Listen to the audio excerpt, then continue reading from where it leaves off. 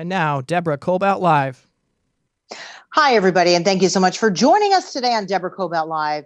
Fascinating guest we have with us, calling us from the East Coast, Lisa Napoli. Lisa, thanks so much for joining us. Thanks for having me. Real excited to have you. You are the author of Up All Night, Ted Turner, CNN, and the Birth of 24-Hour News. And boy, if this isn't a terrific time to be talking about this book. You're a journalist. You've also worked for the New York Times, KCRW, MSNBC. You've also authored 2 previous books. And this one, without a doubt, is my favorite for obvious reasons. I worked at CNN, so I've got a lot of inside stuff myself. First, talk to me about what did you do at CNN? What was your first position there? So I started at CNN as an intern in 1981, a year after the network started. And then I held internships throughout college. And when I got out of school, it was just the logical place to hit up for a job. So I moved to Atlanta and worked for CNN Headline News. But this book is not at all in any way about my personal experiences. It was just that as I've gotten older, I was curious what CNN was like at the very beginning and what started it. So that was really the impetus for writing the book. My positions were, I was a peon basically, and it was a great training ground, but my story is inconsequential. But even though you were a self-proclaimed peon, back in those days, as you remember, they started in New York, right? At the very bottom of the World Trade Center, remember that bureau? And it was, I remember, I was a kid and I remember walking in the bottom of the World Trade Center because my dad worked there at the time. And it was just a chair with, I think, Mary Alice Williams reporting from there and a camera. And I remember thinking, that's interesting. This is going to go big time. Well, we all know what happened after that, right? And that was around the same time. Nobody believed that it was going to go big time. And in fact, the base of operations was in Atlanta in an old country club that had been converted by Ted Turner and his folks into this amazing state-of-the-art broadcast place, but no one thought that it was going to work. And what's so interesting is that there were only 1.7 million subscribers to CNN when it launched. And in fact, only 18 million homes in the United States had cable. So it's kind of hard to imagine. It's like a soft launch, basically. For 10 years, CNN struggled. But what I tell in this book, the story, is how and why Ted built it in the first place and how many obstacles he had to overcome before June 1st, 1980, because it almost didn't get on the air. Nope. Let's talk a little bit about, you talk about obstacles. Let's go back into his very early life. He was 4 years old and dad wanted him to go away to boarding school because he was saying that little boys who spend too much time with their moms turn out to be kind of girly. So he was a real Southern guy, his dad, Ed, right? Let's talk about that. Yes. His father was a commanding presence and abusive too. He was one of those incredibly charming men. He'd wear a robe, he'd drink private label whiskey. But he was also a hard ass, basically, and was very abusive of Ted. And Ted had this love and fear relationship of his father, who unfortunately killed himself when Ted was a young man. His father had made this billboard company into quite a going concern. So Ted found himself the heir to this company.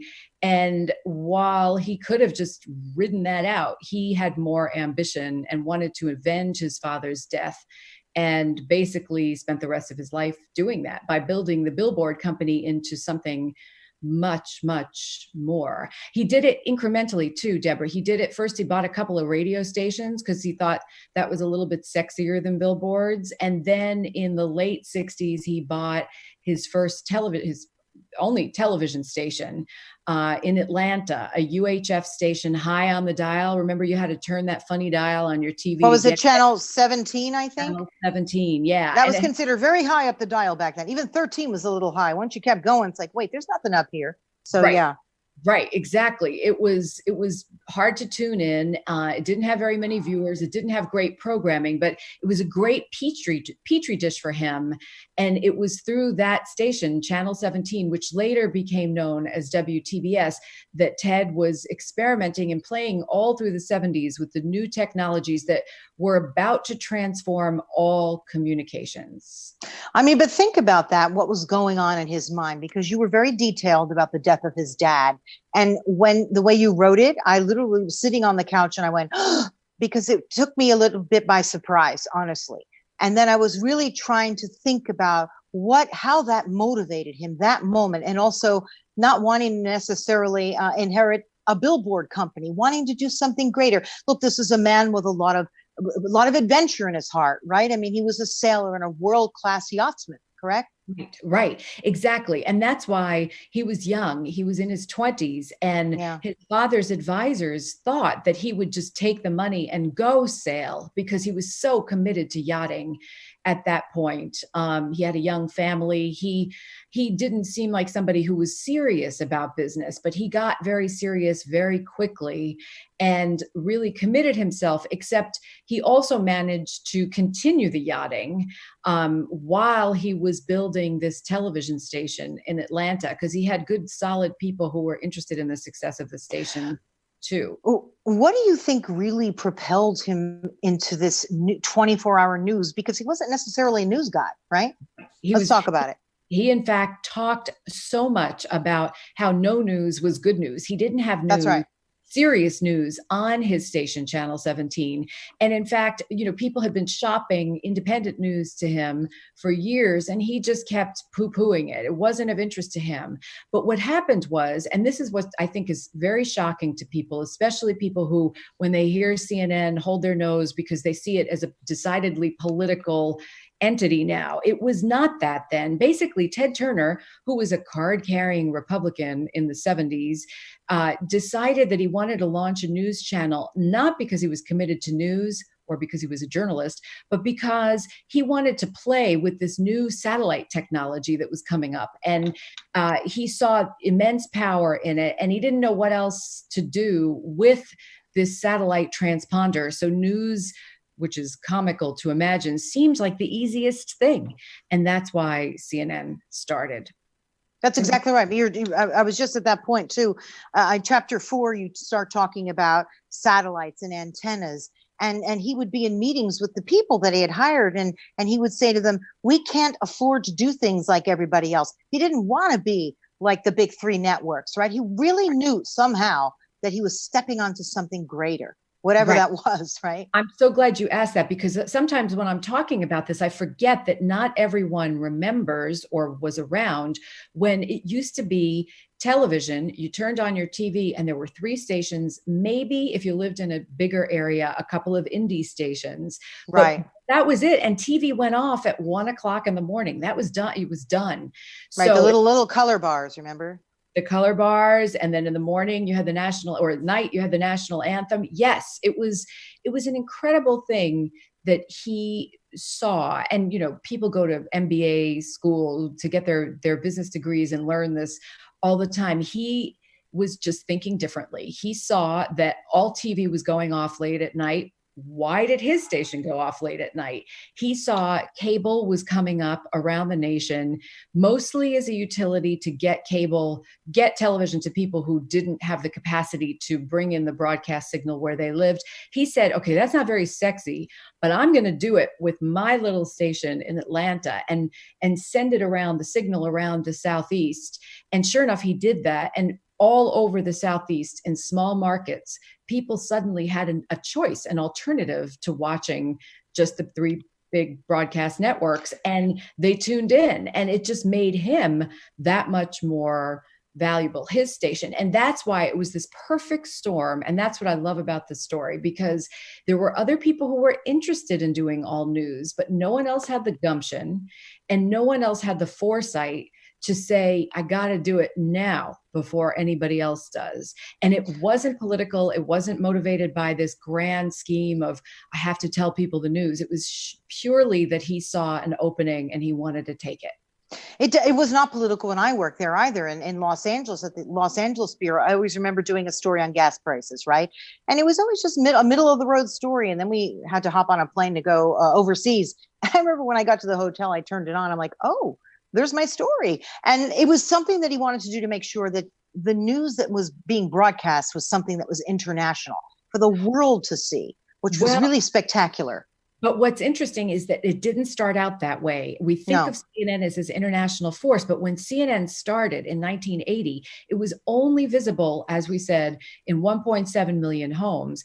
And it didn't occur to him that it would be an international presence, partially because the technology to do it at that point was just coming online. It would have taken a huge leap of faith to think about that. Now, of course, all media is international. Anybody could be watching us from anywhere right now, which is great. But back then, the idea that somebody could watch something across a border was so revolutionary. And it wasn't until a couple of years in when Fidel Castro announced that he was stealing the CNN signal. And invited him down, right? Oh my gosh. Invited him down to see his operation, his television operation, that it occurred to Ted Turner that maybe this was something that had international possibility. Which is it's remarkable today. How many mini CNNs or facsimile CNNs are there all around the world? 24-hour news networks in regions around the country and around the world. And it didn't occur to Ted at that time that was the case. Well, I loved how every step of the way he actually made the right decision. Like some of the people that he hired, right? Let's talk about Bill Tush, right? Tush, is that how you say his name? Tush, yeah. Tush. Yeah. Okay, I did it right. He plucked this guy out of Pittsburgh, right? And then we all know he's a terrific journalist and became someone that we all watched. Well, Bill Tush's story is actually more complicated than that. He was a DJ who'd come to Atlanta and found himself working at Channel 17 part-time and was so dazzled with TV versus radio that he just started hanging around the station. And when Ted had to do news to fulfill the FCC requirements, somebody just pointed to Bill because he was the staff announcer and said, okay, go rip and read some wire copy. So Bill was not a journalist to start. What happened was when you dealt with him probably in the LA bureau, he became the big showbiz correspondent and was on absolutely for years. But he was as unlikely a journalist as anyone, but he was Ted's first star. And he was the first star of cable television because when Ted put Channel 17 on cable and transmitted it around the country, this little regional station all of a sudden could be seen in Alaska, people would turn on in the middle of the night and see Bill Tush, and he was hilariously funny, and he became this celebrated cable figure as cable was invading the American home. It's amazing. It was absolutely. I mean, I remember watching it, and I was, fairly young, and I remember it was also at the same time that I guess it was MTV was coming on. I always remember the "Come On, Eileen." Remember that music video? And that was one of the music videos. That was sort of, the birth of, 24-hour music videos. And then, Ted Turner with his news. It was just a very exciting time for those of us watching from home, wondering if any of this would take hold in the first place. And we know that it did.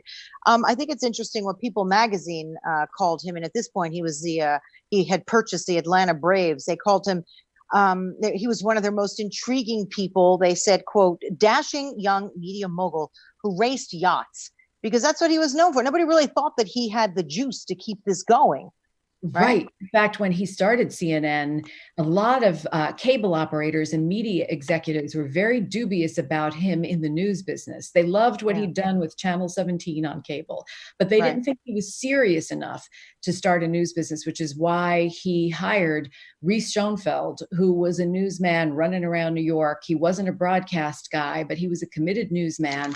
And Reese, in turn, hired the real journalists because they knew that to be taken seriously and to get the cable carriage that they needed to get into the homes in the United States that they needed somebody to show that they were serious about news, because Ted was a wild man. He owned the Atlanta Braves baseball team at the same time that he was running around the world, winning all these yachting competitions. And he would go crazy at the baseball park. He would take off his shirt and spit chewing tobacco and just hoot and holler all over the field. He was crazy, a crazy, crazy man. No holds barred, no holding back. He lived life to the fullest. And that did not square up with your impression of a newsman. Certainly not back then.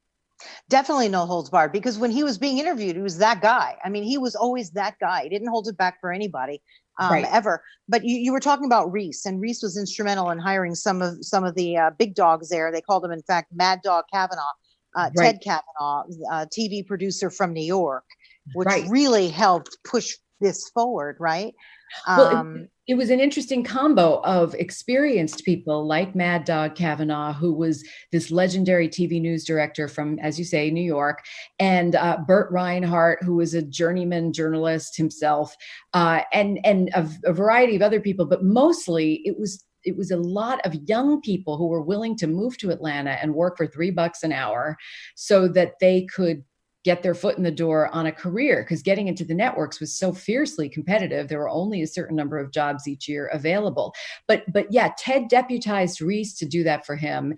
And he in turn brought in people, a couple of old network executives. There was a time, I think it may even still be true, that the networks forced you out at age 65. So there were two men Jim Kitchell and Sam Zellman, who were forced out of the networks, and Ted scooped them up, Reese scooped them up, and they in turn applied their both their cachet of having worked at the networks and their knowledge in starting this, basically what they called CNN College. It was literally, they had to all learn the new technologies together because very few people knew them. And there were women were getting jobs left and right in a way that was not common in broadcasting, from everything on the ground in the lowest level position, running a camera, running a teleprompter, to being Mary Alice Williams in New York, who was the bureau chief and the anchor woman. And she was a young woman at the time herself. She was an early star on cable television, and specifically on CNN. Phenomenal. Also, let's talk a little bit about women, because I want to get into that as well. Women in broadcasting, him giving her that opportunity to be in management and to actually be one of the faces of CNN. What was he like in the newsroom and in the CNN building with women? Wasn't he well known for saying, hey, lift up your shirt, stuff like that may never really pass today? It would never pass today. It was the antithesis of the Me Too movement. Yes. And in fact, Mary Alice Williams tells the story of when she was hired and brought down to Atlanta to meet the boss. And Ted was told, the New York bureau chief is here, and he said, well, bring him in. And in walked Mary Alice, statuesque blonde, and he had no idea that his New York bureau chief was a bombshell, incredibly intelligent woman. And he did have very little filter, but he was not involved day to day in the news gathering. So I think for the most part, at least from my research showed me, he was not interfering or Me Tooing around too much. I'm sure there are stories that I haven't heard, because I heard a lot of stories, but I'm sure I didn't hear them all. So, but there were you talk about Me Tooing, because, as a journalist, and I've worked for CNN for years and other places, Fox 11 here in LA, Channel 9, you get really close with your cameraman, and you get close to a lot of the tech guys. Yeah. And sometimes you say the most inappropriate stuff to each other that would never fly today, I have to tell you. And it wasn't a Me Too kind of thing. It was just you were sort of messing around the way you would with your brother or sister. But so I wasn't sure about the whole Me Too thing with Ted, or that he just thought he was messing around. I'm really not sure. What was your take? Well, from what I've been able to tell, he was as far as what happened within CNN, it seemed like CNN was a giant party, especially 6 weeks up until CNN launched, before everybody was working around the clock.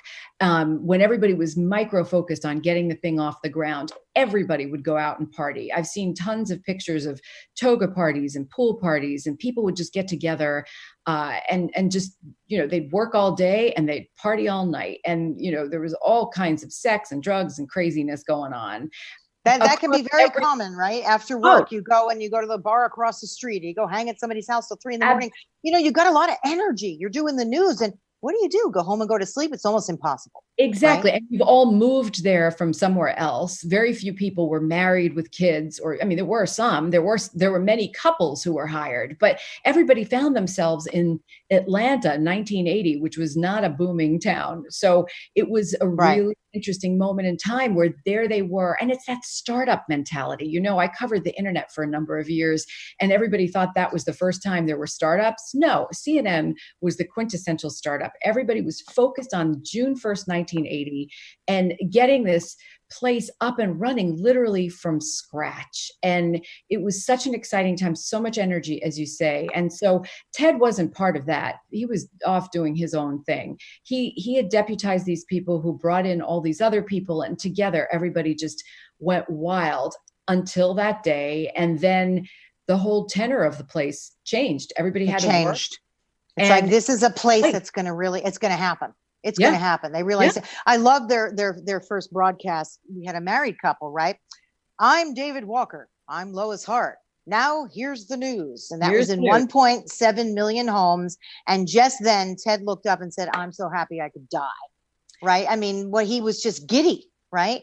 Well, just to see the place where CNN launched was so phenomenal. Now, we're also jaded and we're used to the lights and the cameras, and hey, we don't need lights and cameras anymore because I've got this, right? This is the whole TV studio right here. But what was transformational then was this constellation literally of 7 satellite dishes out in the back of this old converted country club. And this beautiful old locker room was transformed into a state-of-the-art television facility with lights and, cameras moving around and these giant consoles and young people running around. And it was so exciting.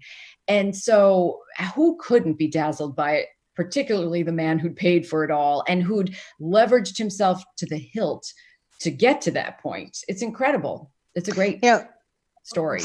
For those of us who have been around, I again, the instinct was all there, whether it was Reese who was doing the hiring, whoever, we had Dan Shore, who was a phenomenal journalist, brought on. We had Mary Alice that we talked about. We had, he knew that you needed people of color. So he hired Beverly Williams, Roz Abrams, and then, of course, stole away Bernie Shaw, one of my favorites. You know what I love? Someone had suggested Oprah Winfrey, right? Who was working in Baltimore. And Reese Schoenfeld said, I don't think she has enough experience. It's like, oops, sometimes you let the good ones go. Exactly. So. But it is interesting. And I'm so glad you pointed it out, because Reese was hiring people who basically were cheap. And sadly, at that time in the 70s, it was very hard. And not that it's so fantastic today, but back in the 70s, it was a casting call. I need a woman. Wow. If it's a Black woman, great. Wow. I need, a blonde. I need a brunette. It was a very, very much like a casting call. And so Reese recognized that he could get really good talent in those Black women you mentioned, the African-American anchors who he hired, because they couldn't get jobs elsewhere. And he knew they were solid, great journalists. So the whole place started not necessarily on the basis of diversity and inclusion, but it wound up being age diverse, because you had people who were right out of school, and you had these guys who'd been put out to pasture by the networks. So the whole gamut there. And then you had women and men, and you had married couples. There was a time in the business where you could not be married and work in the same newsroom. And they knew that at CNN. So they hired you because it was cheaper to move both of you from wherever you were coming from than it was to hire just one of you. And they figured if you're both working there, you're both going to work like maniacs, as opposed to if you're one person's at home looking for a job. So that was exciting too. So in many ways they broke ground, but often it was because of economy, not because of this high-mindedness. And it turned out, in Bernie Shaw's case, he was at the network and he was a star at the network, and he could have ridden out his career at ABC. But he was excited because he was going to get to be an anchor, and he was going to be at a place that news was the number one priority. At ABC, news was just a tiny sliver. It was right. a line item, apart from all the entertainment that made money. But at CNN, it was going to be the star. And that was what brought him there. He was a committed journalist. So let's talk a little bit about what he has done for women in journalism, on TV. I'll have you answer to that. Well, I will tell you. Well, actually, let me answer for a second. Yeah. When I was at the LA bureau, it was it was a great place to work. That's all I can say, because by the time I came around, women had come and gone, and it was not a particularly, we were pushed ahead. We were promoted. I don't know what it was like in the beginning. I'm not sure, but I think he did a lot for women to advance their careers. Well, and that's what I love about this story, Deborah, because it's at a moment in time in American history that's just recent enough, but was a completely different time than the one we live in now. A young person coming out of school today is entering, obviously, well, I mean, forgetting the last 3 months, a completely different landscape than they were in 1980. And the idea that at the same time that technologies were coming on that were completely changing the way we receive information, parallel to that was that after years of struggle, women were finally getting parity in the workplace. Obviously, it wasn't perfect. It's never going to be perfect. But for the first time, it wasn't unusual to see a woman on the air delivering hard news and not just being the weather girl. And it wasn't unusual to see women being cameramen, the camera people. And at CNN, some of the earliest field camera people who were out in the war zones were women. Yeah, so, it's very true. And editors too. We had lots of women in the edit booth and in the, working the cameras in the studio too. I mean, it was just really a cool place to work. And then you went over to the networks and it was very different. It was more unionized and you had different layers of bureaucracy, but CNN was just a different place. Exactly. And part of it is, again, it wasn't necessarily high-mindedness that dictated it. It was just basically necessity. If you have 24 hours a day to fill, you can't say, I'm only going to hire men as directors or men as camera people. You have to be open to the fact that half the population, more than half the population, is female. So it started that way, but it was because of that. And that's why I love this story. And I hope young people will read it too, to remember how different things were not that long ago. And it's exciting. It's exciting to have witnessed it, as you see, with your own career. It's amazing. Yeah, very, very exciting. Now let's come to 2020, where we've got 24-hour news, 24/7. CNN is considered by many to have more of a political agenda. And look what's happening now in the world. It's impossible. Concerning. It's concerning. You've got protesters, you've got then looters, you've got people who are so concerned about the death of George Floyd wanting to do the right thing. And it is 24/7. Is that a good thing? Is that a good thing that we stay on stories and never stop? I mean, we went from, what a year. We went from Kobe Bryant, which was awful, to COVID-19. Whatever happened to that? And the next thing you know, people are in the streets, masks, no masks. And it's bringing on tremendous anxiety and tension for people. Right. Yes. I know Ted isn't well, but if he could talk about it, what do you think he would say about all this? I could never even deign to speak for Ted Turner, and I would never want to try. But I do know from the CNN alumni page that a lot of people who were there at the beginning, and of course, if you tried to count up all the people who walked in and out the door at CNN over the 40 years, it would be thousands. I can't even imagine how many people, but the people who were there at the very beginning in those first formative years are shocked by what's happening now. You just read the chatter. But the thing that's really important to remember is that CNN is responsible for accelerating the pace of information. And then, of course, in the mid-90s, you had the web came around, and you had simultaneously with that, you had Fox News that started. And both of those things nudged CNN and the world into a whole new level of acceleration and of competition. And so it's because of that CNN, in my mind, became more of a politicized place. case. It's weaponized. They're all weaponized now. I can't watch them. I don't watch them. And I when you say about the anxiety, I completely hear you. But that's my personal choice. People, the question you're asking about the responsibility as journalists with the First Amendment that we have, with code of ethics that people followed in journalism, is completely different today than it was when many of us started out. And the responsibility of people, consumers, regular people watching at home, and I'm one of them, is to choose how we consume and to understand how to sort of swim through the sea of information that we get. And I don't know how you stop it. I don't know how you turn it around. I don't know if there's, a detente. I just don't know. But that's why I wrote this book, because I couldn't make sense of it, but I wanted to understand the roots. And this tells you the roots. Maybe that's not as sexy, but there you go. You certainly, it's very sexy, actually, the book. And I love how you bookended this book, how you started with a little girl who fell into a well. And this was, of course, before CNN. And then you ended the book on Jessica McClure. Remember the little girl who fell into the well that they rescued successfully. And I found that to be particularly interesting. Why did you do that?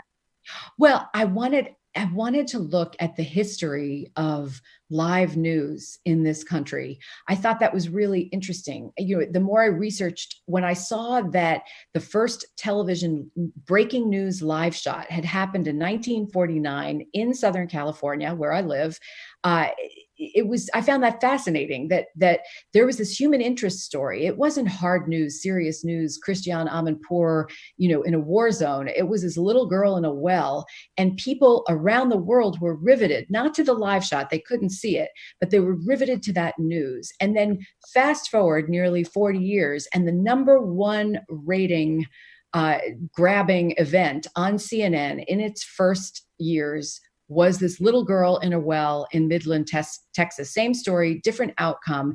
And to me, that just sort of showed that everything just continues in this cycle. It changes, it morphs with time. But in the end, we're all about tuning in, gluing ourselves. The unfolding story is captivating, for better or worse. And who knows what comes next? Yeah, it's exactly right. Who knows what comes next? Speaking of next, what are you working on next? I know you're working on another book.